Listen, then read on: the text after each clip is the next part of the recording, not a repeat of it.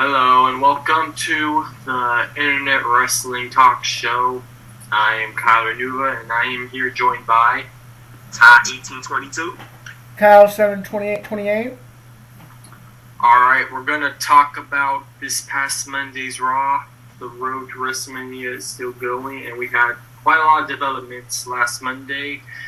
I believe we should talk about the beginning segment with Shawn Michaels and Triple H and get our thoughts on that subject.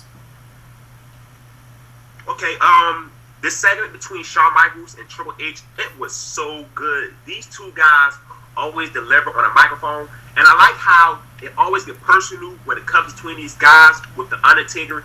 That Triple H, the only reason why he accepted, the only reason why he wanted the Hell in a Cell match, because he wanted to prove that he was better than Shawn Michaels. So having Shawn Michaels added to the special guest referee got me wondering, is a possibility that will Shawn Michaels screw over Triple H? Will he screw over Undertaker? So it got so many things could happen in this match, and I can't wait for it at WrestleMania 28. Yeah, I like this promo. As normal, these guys are one of the best people to cut promos, but with Shawn Michaels as the referee, I don't think it really needs to happen. Like, they don't really need Agreed. Shawn Michaels. Agreed. I think they're just trying to. Go ahead. I think they're just trying to pack this up too much, and I really don't think they need him as a ref. Although it will be interesting with him as the referee, though. Yeah, I get where you're going with the whole that Shawn Michaels kind of felt unnecessary, but I do agree with Ty saying this segment was really good. It wasn't exactly, as I like to say, the best one of the whole build-up, but I do think it was pretty good.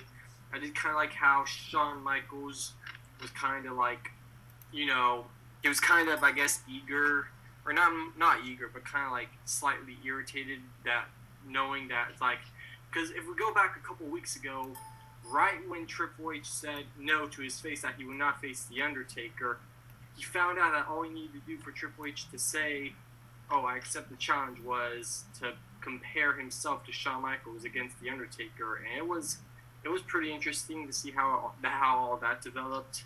And I am looking forward to this match now. As far as the whole addition of Shawn Michaels is concerned, I would kind of agree saying it does kind of feel a little overkill in some perspective. But at the same time, it does add a really nice dynamic into this match. Like, now people are kind of wondering what's going to happen between Triple H and Undertaker. It's like, now people are kind of less, I guess you could say the match result is less obvious now that Shawn Michaels added the bunch. So now that kind of makes us wonder, okay, so now who's really going to win? Is Undertaker going to somehow, or is Shawn Michaels actually going to screw one of these two guys? He's going to screw the Undertaker and cost him his entire streak that he's held for over 2 decades? Or will Triple H and Shawn Michaels, their little confrontation on Raw, how that turned out, will that kind of get the better of each other? And that may cost Triple H the match. Seeing as Shawn Michaels will be the special guest referee, it's kind of weird because it's like, okay, they're in a Hell in a Cell match and Shawn Michaels is a special guest referee. And we do have to realize, in matches like these, the guest referees are also an important factor. They normally play a pretty big role in these kind of matches, especially at WrestleMania. So I believe we're going to move on to probably one of the big build-ups to the WrestleMania card. John Cena versus The Rock. They had a few segments on the night, especially with The Rock doing his little history lesson promos. What did you two guys think about those promos? Well, the history lesson promos was excellent. The Rock was on his game, had everybody laughing. It was classic Rock stuff right there.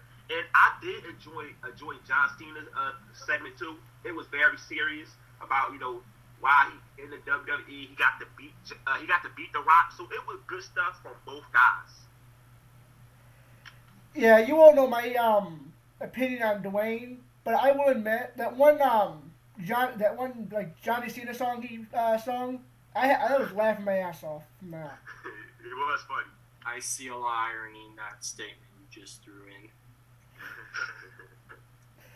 Yeah, even though my obvious bias against Dwayne, I will admit the promos they're getting better, especially after last week's debacle. Yeah, man, I agree saying that The Rock's promos, how he delivered them this week was a lot better since it seemed like he was more on his game.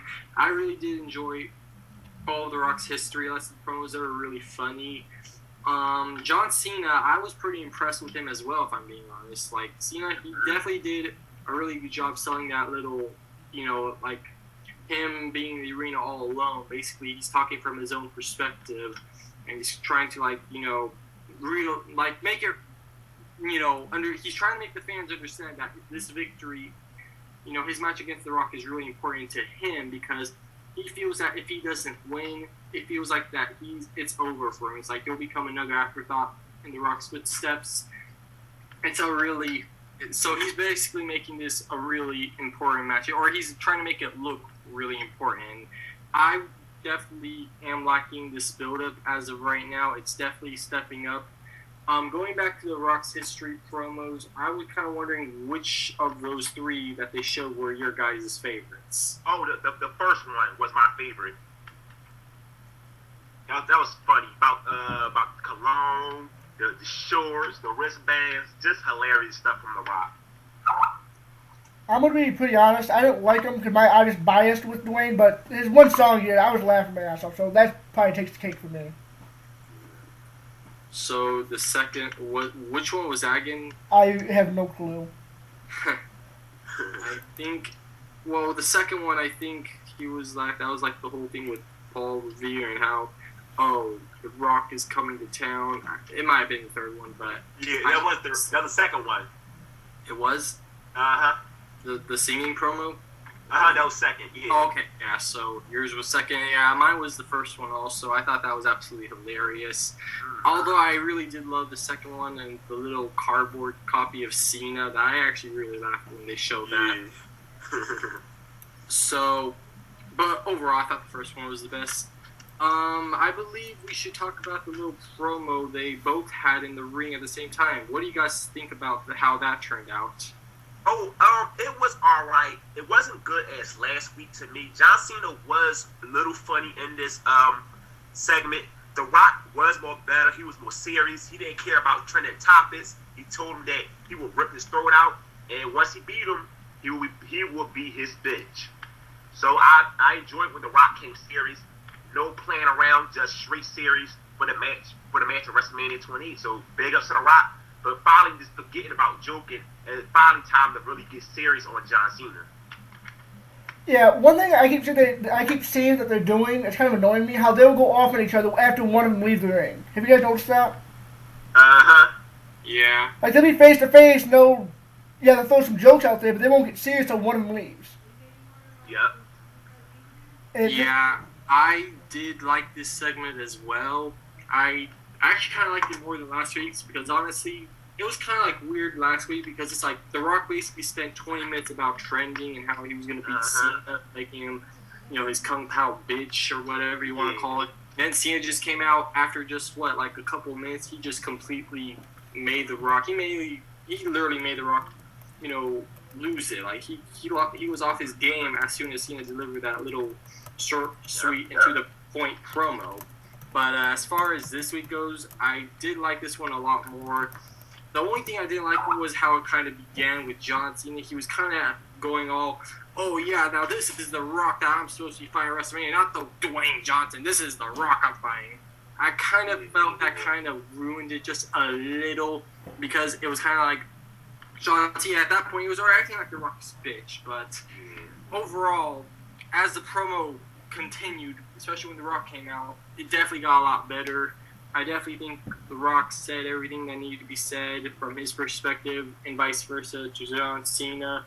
I can't leave out the little part where John Cena, he read a little note on his arm. Oh, yeah.